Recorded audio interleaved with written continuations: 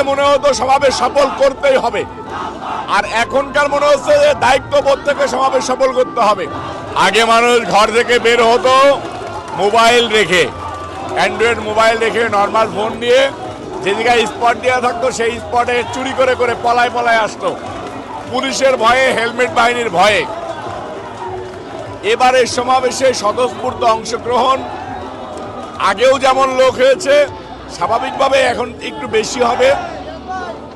এখন কিছু হাইব্রিডও আছে, কিন্তু আগের সমাবেশের ভিতরে দিয়ে একটা আনন্দ ছিল, এখনো আনন্দ আছে। আগে একটা আনন্দ ছিল, এখন আরেকটা আনন্দ।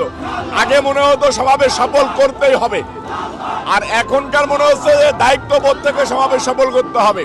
কিন্তু আগে ছিল জিয়া পরিবারের প্রতি কমিটমেন্ট, কঠোর পরিশ্রমের ভিতরে দিয়ে সফল করতে হবে এবং সকল বাধা বিপত্তিকে পেরিয়ে আমাদেরকে পল্টন ময়দান দখল নিতে হবে, এটা ছিল চিন্তাধারায়।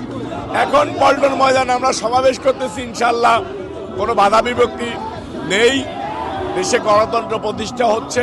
শহীদ রাষ্ট্রপতি জিয়া রহমান সাহেবের সুযোগ্য সন্তান জনাব তারেক রহমান সাহেব আজকের 1 মে দিবস উপলক্ষে আন্তর্জাতিক শ্রমিক দিবস, এই দিবসে আমরা সকলে শ্রমিক আমরা উপস্থিত হয়েছি। ইনশাল্লাহ সমাবেশে লোক ধরার মতো জায়গা নেই। আপনারা দেখছেন যে আমরা পল্টনে সমাবেশ হবে, আমরা মতিঝিলে অবস্থান করতেছি, পল্টনে যাওয়ার মতো কোনো জায়গা এখনো পাচ্ছি না। ধন্যবাদ।